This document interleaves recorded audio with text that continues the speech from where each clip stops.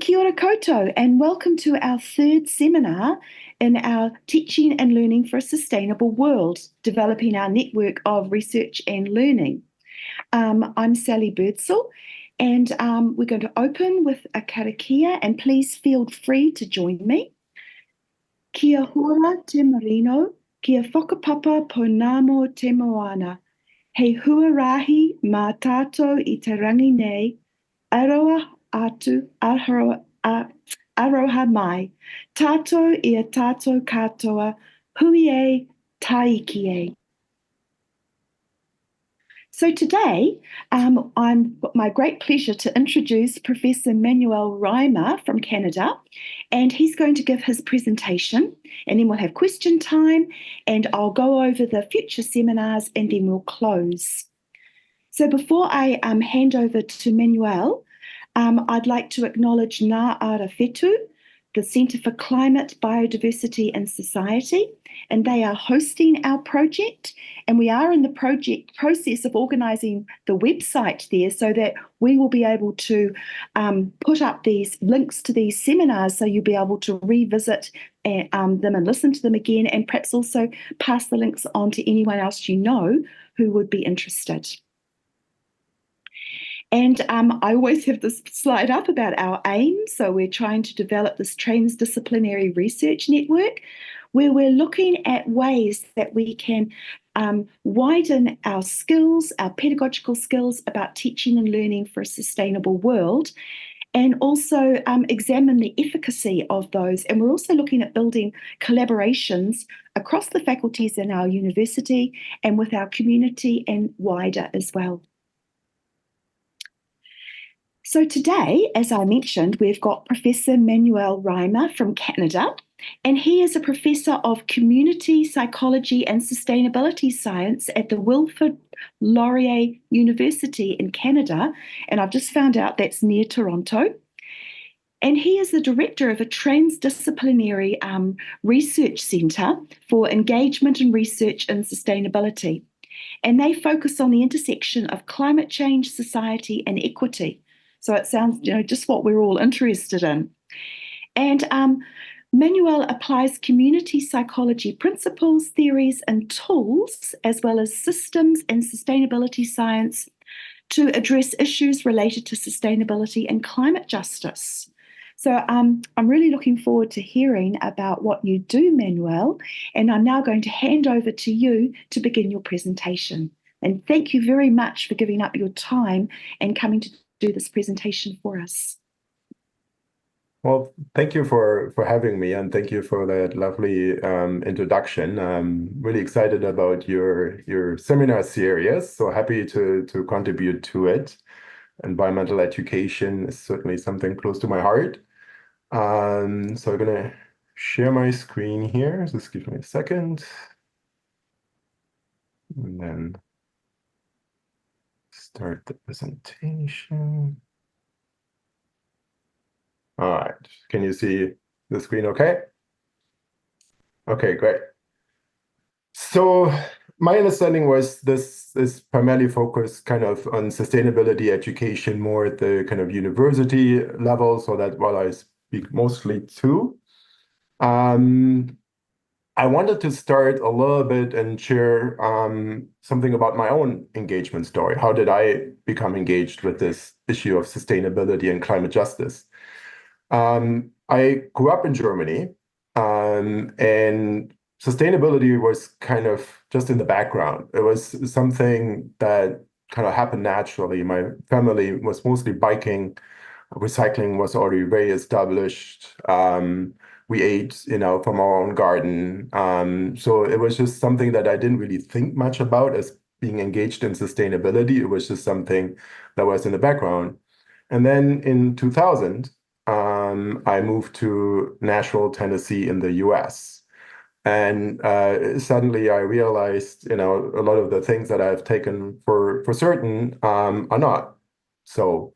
And just by simply moving to another country, my environmental footprint increased significantly.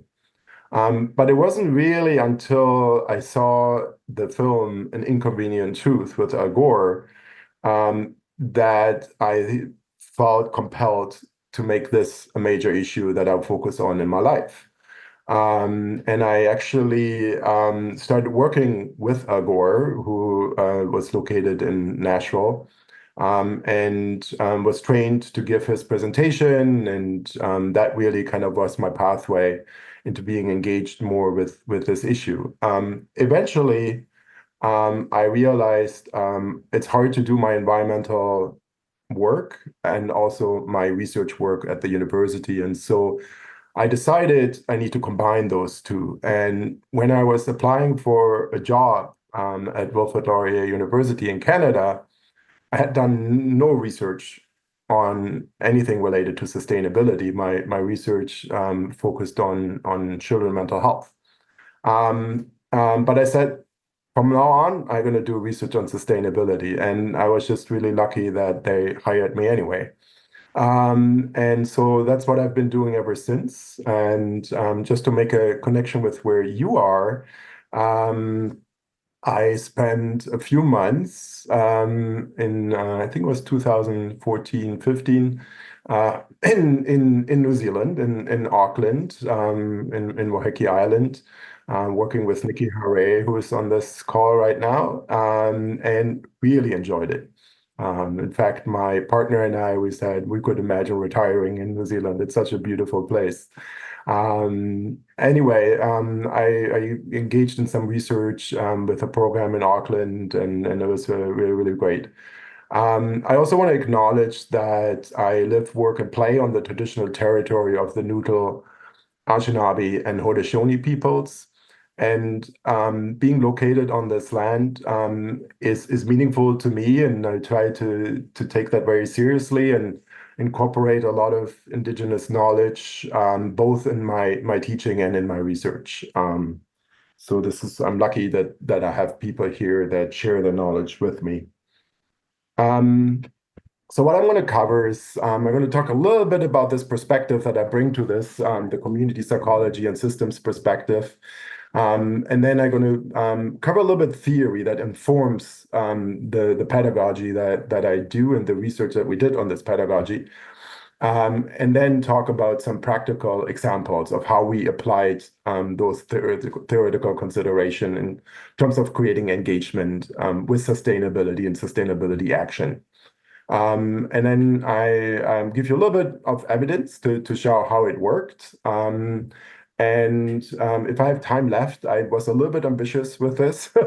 I'm going to talk a little bit about the current context and eco emotions and how that plays into engagement. But we'll see how we do in time. Please keep me in check. So give me some signal that I'm getting close to the time where we should cover questions. So coming to the perspective, in community psychology, we do psychology, but we really look at individuals within their context. So to understand that the context is shaping who we are, but also that individuals, we have power to change the context, and empowering people to do so is a big part of what we do. With that, we're taking an ecological or systems view where we look at multiple layers in which people are embedded and try to understand how these complex systems are influencing us and how we can change those systems. And in this, our focus is primarily on creating social change towards well-being for all, to create conditions where everybody can thrive. And that's, of course, very close to the topic of sustainability. In the way that we work, we do what we call praxis, which is this iteration between theory, practice, and reflection. So where each of those kind of inform each other, and we constantly try to reflect on what we do. We are a value-based field. I mean, every field is value-based, but some are more explicit about it than others. And we are trying to be pretty explicit about it in terms of our social justice orientation. And when you work in sustainability, you can't really not be value-based anyway. And the way we approach the work is that we work with communities rather than on communities. So we try to do participatory work where we develop the research with communities. And we do the same when we teach. I work with students to develop courses or get their input on it, make adjustments as we go. So that's just a little bit of a background so that you know where I'm coming from and what I'm going to share with you. So I'm going to cover a little bit theory. And as a kind of applied researcher, practitioner, activist, I use a lot of what's called theory knitting. So I don't just have one theory that I use, but I pull together different theories that fit together and cover, the complex phenomenon that I'm trying to engage in. And so what I'm going to do now is kind of give you some of the individual theories and then end with our theory of engagement that we have been applying for a while now. So when we talk about engagement, I find it quite useful to differentiate between kind of three dimensions of engagement, which is the cognitive dimension, the affective dimension, and the behavioral, right? The cognitive is kind of the intellectual, the knowledge, the reflection. The affective is like, is this something that I care about? Am I emotional attached to it? And then the behavioral is the actual action that we're taking, or how we change our behavior or how we take action to change society. And I mention this because when you think about engagement and study engagement, you sometimes find that you might not find at any moment behavioral engagement, but people might be very emotionally engaged. And I'll come back to that later when I share some of our research. Then system thinking is kind of embedded in everything that I do. In one of our papers, we defined system thinking as a form of analysis or thought process that places emphasis on how a problem, for example, climate change, interacts in complex ways with the system in which it was created. So the economic, policy, cultural conditions. And in community psychology, we often use this ecological model, which was originally developed by Eric Bronfenbrenner in developmental psychology. But it is a really nice visual way of showing that as individuals, we have this complex context that we embedded in, and each of these layers influence each other. And so I've used this model a lot with students, and it really helps them to kind of get out of that just individual behavior mindset. And then when we think about system thinking, it's also often the question, how can we change system? How can we create transformation? Because a lot of the systems are not healthy for us. And so how can we change those systems? And here I have found it very useful, kind of, again, as a kind of a visualization of the complexity of systems, the iceberg model. You might have seen this before, but the idea is, at the surface, is what we see is the behaviors, the events, a one-off kind of thing. So, for example, I, might eat something that is not sustainable, right? It's one behavior. I eat something that's not sustainable. But then underneath the surface are kind of some patterns. So I actually don't just once eat something that is not sustainable, but I continuously eat something that is not sustainable. And then I can think about it, the next layer, well, why is that, right? Well, because we are in a food system that itself is not sustainable. And I often don't have a choice. I'm part of that system. And then the question is, why do we have such system in place, right? And that goes a layer deeper, which is our mental models. It's our worldview, our beliefs that shape our systems. And the leverage theory that underlies this is the idea that the deeper that you go down the iceberg, the more significant is the change that you can create. So if we change people's mental models, then we can actually create the conditions for changing system structures, changing patterns and eventually our individual behaviors. So that is kind of the underlying theory. Here's another version of that model by Riemer and Senge that I really like, where you also see like to really create transformative change, we need to start with the mental models, and then we kind of can work our way up there. But really, all of these levels need to be affected somehow through our change for really transformation to happen. I'm not going to go into much more detail here just because of time, but with anything that I'm cover, I'm happy to come back into the question period. So just let me know if you want to go deeper on this. Happy to do so. Another important concept that I draw from is action competence. This was originally developed by Jensen and Schnack and had originally 4 dimensions. The idea to be competent in engaging in action, which is always my interest, is how do we engage students in action? Is first you need to have kind of a knowledge insight. So this is, what are the causes of the problem? What are the impacts of the problem? And what are potential solutions, right? And this is where system thinking can really help to see the deeper root causes of issues. The second is commitment. This is the motivation, the drive, the aspirations of people, and that's kind of self-explanatory.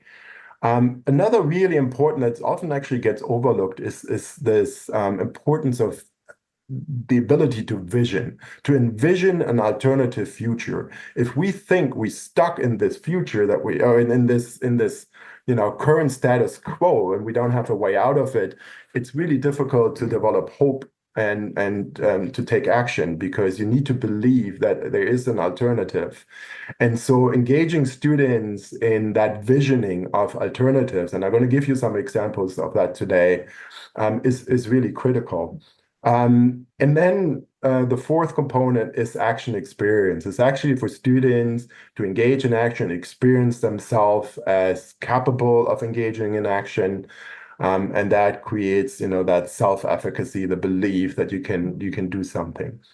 And in our research, we added a fifth component, which is this kind of collective orientation, that you kind of need to look beyond yourself and have the best of the community, of the collective in mind, and as you engage, to really be motivated to not just focus on your own individual behavior or your own interests, but to go beyond that and think about the collective well-being of all. So those are kind of the 5 components of action competence as it stands today. And then from a kind of pedagogical perspective, I'm really a big fan of this idea of transformative learning, and probably a lot of you are familiar with it. It was first developed by Mesereau, and then people like O'Sullivan and Sterling kind of further developed it. But the idea here is that for students to be engaged in societal transformation, which is needed, they need to also go through an individual transformation, like a personal transformation.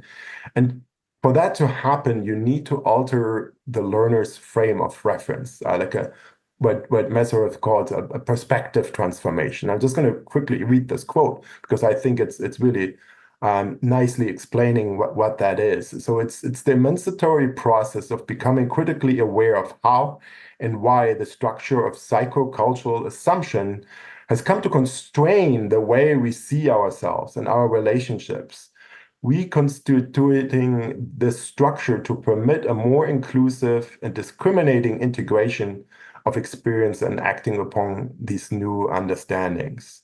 So we kind of constrain ourselves through the mental models that we stuck in. And if we really want to break out of that, we need to alter those kind of mental models, which is kind of here the habits of minds and meaning scheme, which is really how we make sense of the world. Our mental models shape how we interpret our experience, how we interpret the world, and how we act in the world. And so those are very ingrained and very shaped by the culture that we're part of. whether or not it's, the capitalistic system, a neoliberal version of that, or other cultural aspects that shape the way we think.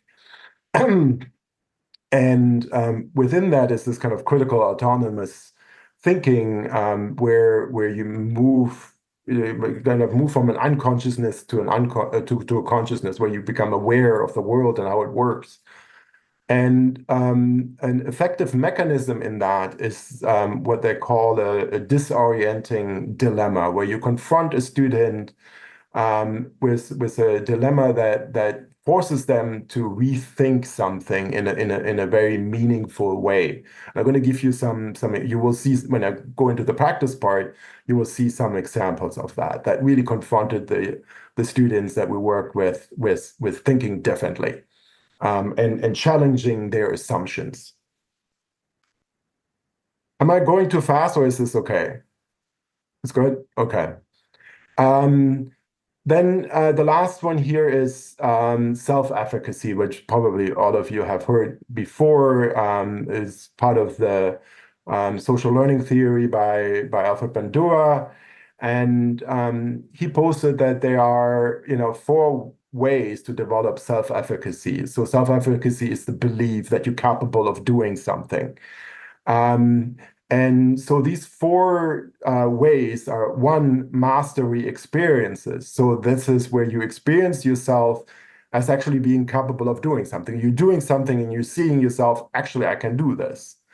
The second one is social modeling, that you see people who might be similar to you doing something. And so you see, well, if they can do it, I can probably do it as well. Like, this is possible. People are doing this. And this is where, for example, the Fridays for Future movement was so important, right? Because it showed, hey, these are young people. They're just like me, right? Like they're not, in any way too special. And they can do it, though I can do it as well.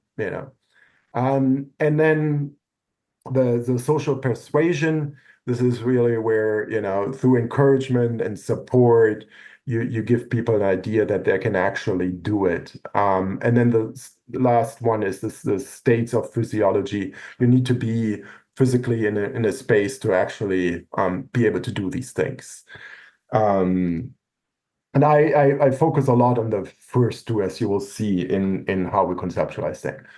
So all of these different, theories that I just kind of went through pretty quickly, accumulated in our theory of engagement that we developed for a specific research project, which I will talk about in a second. And so the goal of this research project and of this theory was, how do we create action? How do we engage young people in environmental action? I was personally discouraged by a lot of the literature, especially the psychological literature, which very focused on behavior. How do we change people's behavior when so much of our behavior is shaped by societal structures? And so, isn't it better if we engage people in action to try to change those structures? And so that's where a lot of my research kind of has focused. How do we engage people in action? And by action, I like this definition by Schussler et al., like a process of co-creating environmental and social change that builds individuals' capacity for further participation, contributing to personal and community transformation. So action can be something that you take action to actually change something in your life. Like if you want to stop using a car, you might have to take some actions to actually make that happen. It's not just simply you can jump on a bicycle and you're done, right? Like you have to figure out the routes, you have to maybe buy a bike. There's a lot of things you need to do. And the same thing with engaging other people in environmental things. So that community transformation. So there's four kind of components that feed into this kind of funnel of creating this change. So it's these all interacting with each other. They're not separate from each other. They work together. So it's the encouraging personal reflection. There's foster system thinking, and by now you have a sense of what I mean by that. There is building that action competence that I just went over. and providing role modeling and support. And that speaks also a little bit to that third component of self-advocacy. And if you do this effectively, then you can see kind of these mediating factors that are precursors of action, which is there needs to be motivation. You need to have a comprehension of the system that you're trying to change. If you think it's all just a bunch of individual behaviors, you might take a different approach than when you really understand what some of the root causes are. You need to have the skills, the action skills. You need to actually know how to engage people, how to maybe write a letter to a politician, those kind of things. And often those kind of skills are actually not taught in an university context. And then self-efficacy. So you need to believe that you can actually create that change to be motivated to then take that change. And one thing that we also saw through our research is you also need to have an opportunity, especially with young people. When people have the right opportunity, they might be part of an environmental club, then they're much more likely to take action. If they're outside of an opportunity, then they're less likely to take action. And you, again, will see that a little bit in our research. How am I doing on time? Still like 10, 15 minutes or so? Okay. So let's talk about the practice. How do you now translate this? So I'm going to briefly mention the variety of approaches. I just only going to briefly mention journaling. This is something that probably a lot of you use in your teaching as well. But that really fosters that critical reflection. So if they engage in action, for example, they should be reflecting about that action. What did they learn? What did they do with them? What challenges did they run into? What is the source of those challenges? How can they overcome those challenges? And often what I do is I let the students journal on their own. They don't have to submit the actual journals. They're like their own personal reflection. But then at the end, I ask them to summarize their reflection in a final kind of assignment. And that has been really interesting for me as an instructor because I see how they went through the process and what they learned and what they didn't learn. So I find it a really good assessment tool myself as an instructor. The second thing is visioning. I used to do an exercise which would take the whole session where I asked them, like I put them together in groups of 4 to 5 students. I give them kind of a board to draw on and pens, and then I ask them to close their eyes and imagine the future, the community that they want to live in 25 years from now. How does that community look like? And then they come together as a group and try to implement, their vision that they had individually. So they talk about it, what they had envisioned, why, and then try to draw that community together.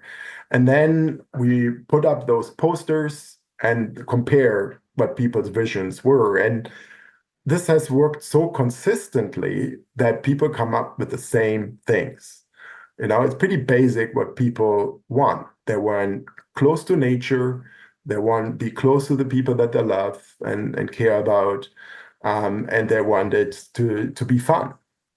And so then we discuss. So this is your vision. What direction are we actually heading as a society right now? Are we moving to that vision?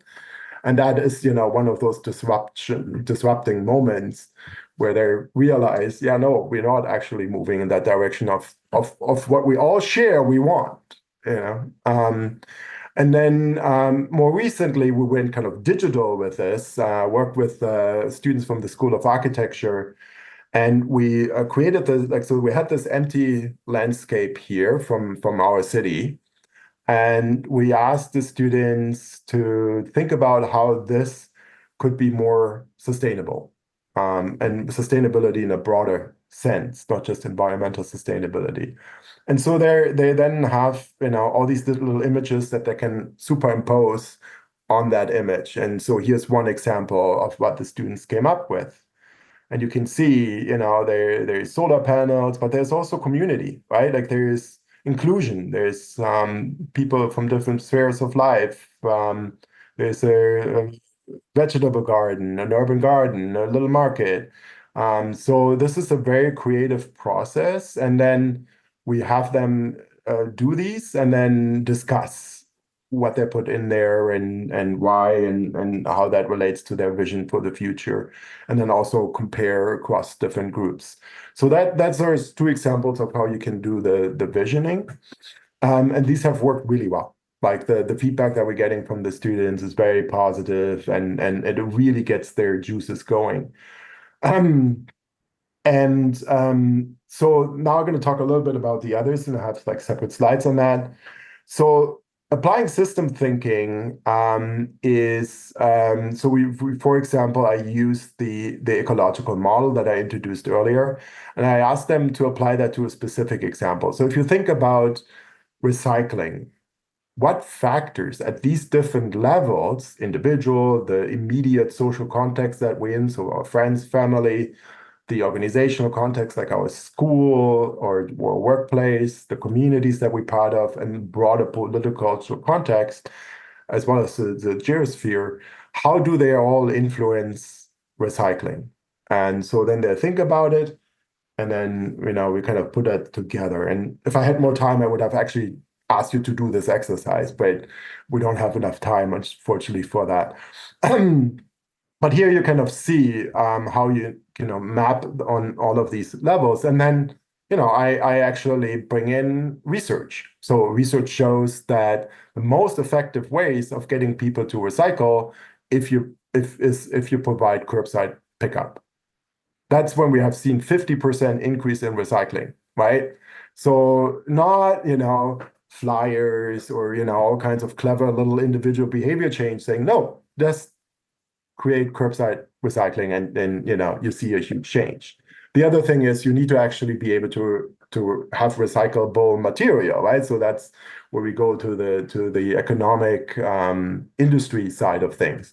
So this is really helpful for the students to engage that, wow, there is actually all these different levels. And so they start to think about some deeper root causes of things. And that's when we then go into what is called the problem tree. So the problem tree is where you identify a problem or an issue, let's say global climate change or increase in global climate change. And then you think about what are the primary causes of climate change, like, for example, greenhouse gases, and then what are the secondary, deeper root causes of those causes. So that is, a society that favors industrial production and unsustainable transportation and this idea of ultimate growth and those kind of things. And then you also think about impact. So and you also have primary and secondary impact. So there's the immediate impact, such as change in climate, and so you have these natural catastrophes that are now becoming more frequent. And that has, of course, secondary impacts on our health, on migration, and those kind of things. So this is really a very helpful exercise that students really engage with and start to understanding system thinking. I actually just recently used that. I'm leading a collective well-being task force at our university, and we use this to identify what are the factors that impact our well-being as a collective community in our university. So the other thing is to compare worldviews, and this is kind of goes into the mental models, right? That I talked about, that kind of at the bottom of the iceberg. And here I have found it extremely helpful to compare the Christian creation story with an indigenous one. And specifically in our region here, that of the Haudenosaunee, who have the story of Sky Woman falling. And in this creation story, it is a story of a very reciprocal relationship between the first human and the animals on the planet. And so from the very beginning, you think about that reciprocity. And so with that as a philosophy, as a mindset, you do things very differently.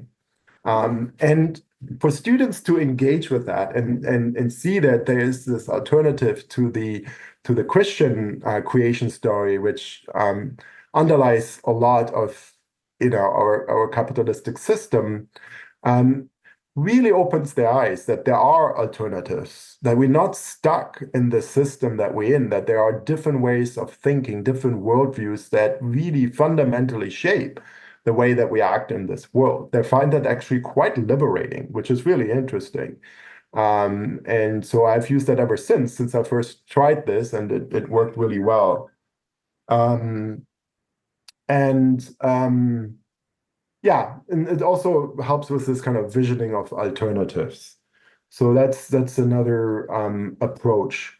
Um, then I have found to accident initially that engaging students with environmental justice is actually a very powerful way of engaging them in topics and creating these disorienting dilemmas. Um, in our program and in my courses ever since, we bring in an environmental justice speaker. So this is somebody who has a lived experience of environmental injustice and is fighting for justice. And then, for example, this one example here, in the Canadian context, I bring in Ada Lockridge, who is a member of the Amjawang community, just about 2 hours away from us. And they're surrounded by petrochemical plants. So here you see the red circle is her house, and all of the other dotted, the colorful dotted spots are petrochemical industry. So there's 14 different petrochemical industry surrounding this community of Ada. And there's a lot of environmental injustice that's happening in that area. It's highly polluted.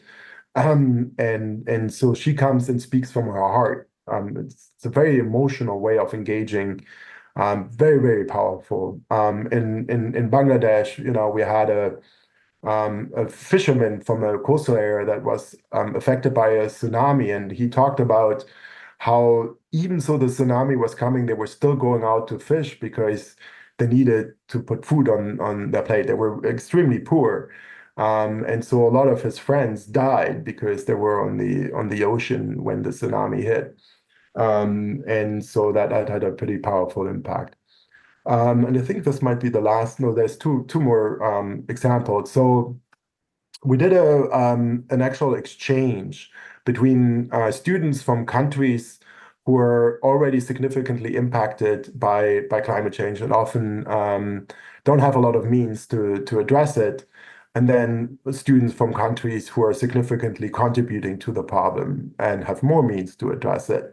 And so we connecting them through a live exchange, giving them specific questions to discuss that should talk about the action project, which I'm going to talk about in a second. And then they also have buddies, which they exchange kind of letters. And that was really powerful because one of the problems with climate change, at least in the past, was that it seemed so far away, right? It seemed like something that's happening somewhere else. And so connecting students in like countries like Canada, US, or Germany, it really opened their eyes. They're like, there's real people already impacted by this. And so the last example here is the action project, which is something I always do. It's very powerful in kind of creating that mastery experience. It's typically a student-led project, so they come up with what they want to do, but I often partner them with a community partner so that they're doing something that is relevant to the community partner. So the partner and the students develop together the project. Uh, and so an example in Uganda, for example, They worked with a community partner and created these really efficient wood-fired stove, because in Uganda, in the villages, they still use a lot of wood to cook. And these stoves were a lot more efficient, but they were built with local materials, so that they could build them at no cost. And so the students went out to the villages and taught people how to create these stoves, and then reflected on that in the course. Yeah, so that's kind of the last example. And now a little bit to the evidence. How am I doing on time? Should I stop so we have time for questions, or keep going for a little bit? Okay. So just quickly, so we did a big project called the Youth Leading Environmental Change Project, which happened in 6 different countries that you see here. And as I mentioned, 3 of those were impacted by climate change already significantly, and 3 were major contributors. And part of the project was to engage students in climate action, and the project had a very clear environmental justice lens. The project was co-designed by academics, local community organizations in each of these countries, and also youth leaders who were already engaged in environmental action. And it was a mixed method longitudinal comparison design. We had 365 youth participate in this, in the surveys, and we conducted 63 interviews across the 6 countries. And we learned a lot. So what we found through these different, and a lot of the practices that I shared with you were incorporated over a course of 11 sessions that we did with these students. And what we found was that they developed a stronger relationship to environmental issues. So this was kind of the short-term change. And what they shared with us a lot is that they kind of knew sustainability was something important. They should take some action, but they hadn't, right? Like it was something in the background. And so what happened through this engagement was it moved from the background to the foreground, and kind of increased the sense of importance of doing this. And they also talked a lot about that this actually created hope. That they feel like, oh, I can actually do something about this. We can do something about this. We're not stuck. And that also created the passion of actually engaging in this. I think in terms of time, I'm not going to share all the quotes. You saw that I love these quotes. They really kind of demonstrate that the things that I shared with you work. But I'm also happy to share the slides if you want to kind of read through the quotes on your own time. And then for some of the more kind of longer personal transformation that really stuck with them was this kind of perspective shift that is such an important part of transformative learning. So what they shared with us was that it kind of moved from a more cognitive thing. They talked a lot about, we talk about climate change in our courses, but it was a very intellectual engagement. And through our engagement, it became much more of an emotional issue for them. So something that they feel strongly about. It's not just an intellectual exercise. It became more real. And they also started to see more complexity. They were able to deal with the ambiguity that is in it and the complexity of all of these different issues, the different systemic root causes and all of that. So they started to see the interconnections between issues. And so that really was fostered through that system thinking. And it became more real. Like it was something that was pretty abstract to them when they started.